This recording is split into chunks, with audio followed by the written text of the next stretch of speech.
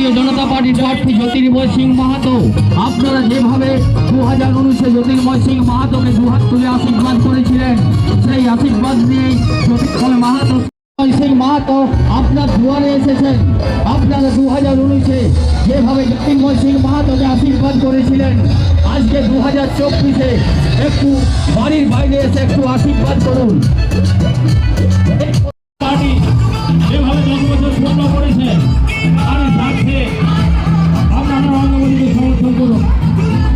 আপনারা দেখেছেন সন্দেশখালী, আপনারা দেখেছেন বন্ধই, আপনাদের তাই আমি আজকে অনেকক্ষণ ধরে আপনারা হেঁটেছেন। আমি বেশি বক্তব্য রাখতে চাই না। আমি তো শুধুমাত্র ধন্যবাদ দেওয়ার জন্য এই ছোট মঞ্চে উঠলাম। এতক্ষণ ধরে হাজারে হাজারে ভিড়, কাশীপুর আজ পুরোপুরি গেরুয়াময় হয়ে গেছে। গতবারে যা লিড ছিল আমার মনে হয় তার দ্বিগুণ লিড হবে কাশীপুর। আমি কাশীপুরের জনসাধারণকে আহ্বান করতে চাইছি যে হিন্দু সমাজকে মারপিট করে, সাধু সন্তকে মারপিট করে, জেলে পুড়িয়ে দেওয়ার চক্রান্ত করে, যারা আদিবাসীদের পাশে একবারও থাকে না, আদিবাসীদেরকে মারপিট করে আবার ওদেরকে আবার উল্টা কেস দেয়, এরকম তৃণমূল কংগ্রেস থেকে সাবধান থাকো। এরা ছদ্মবেশী রাবণের মতো সাধুর বেঁধে এসে আর মাকে চুরি করে নিয়ে যায়, এই কাজ করে যেটা সন্দেশখালীতে করেছে। সেই জন্য সন্দেশখালীর যে ডুপ্লিকেট মাল এখানে আছে সেগুলোর থেকে সাবধান থাকো। নিজেই চুরি করেছে 8,313টা চাকরি, আর আমি চোর বলাতে আমাকে বলছে কেস দেবো। দম থাকলে কেস দিন, কোনো আপত্তি নাই, কিন্তু চোর আপনারা হচ্ছেন সেটা স্বীকার করে যারা চোরকে সমর্থন করছে হয়ে গেছে। আপনারা প্রায় দুপুরের পরে বাড়ির থেকে বেরিয়েছেন, ভালো করে গাড়ির কাছে গিয়ে গাড়িতে গিয়ে বসে বাড়ি ফিরুন। সকলকে আমি ধন্যবাদ জানাই। সবাই শান্ত শৃঙ্খলা বজায় রেখে বাড়ি ফিরুন, ভালো থাকুন, সুস্থ থাকুন। ভারত মাতা কি জয়।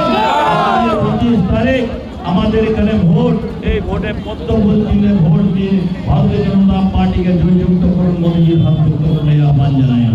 একটাও কোনো গ্রাম নেই যেখানে মোদিজিকে আশীর্বাদ করার জন্য মানুষ, সেই জন্য হাজারে হাজারে শয়ে শয়ে, এরপরে মোদিজি যেদিন আসবে সেদিন লাখে লাখে মানুষ আশীর্বাদ করার জন্য আসবেন মোদিজিকে।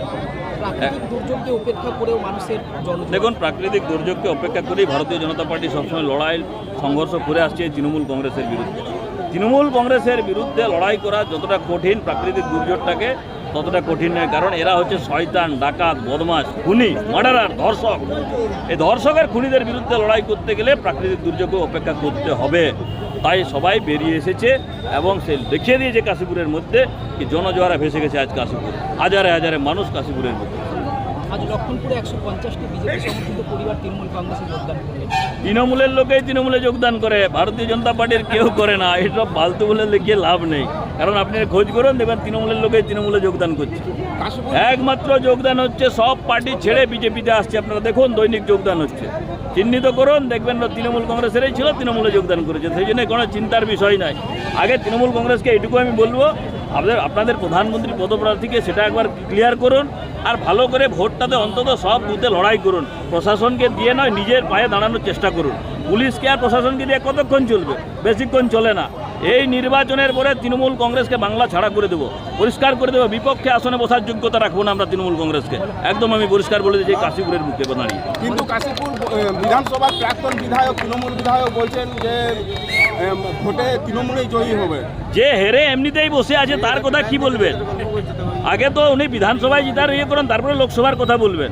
সেই জন্য আগে ভালো করে এই পুলিশ আর ডাকাত গুন্ডা দিয়ে ভোটে জিতা যায় না, আর সম্ভব নয়। সিপিএমও এরকম বলতো, আজ শেষ হয়ে গেছে। বাংলা কংগ্রেসের থেকেও অবস্থা খারাপ হবে এই তৃণমূল কংগ্রেসের, আমি বলে দিয়ে গেলাম।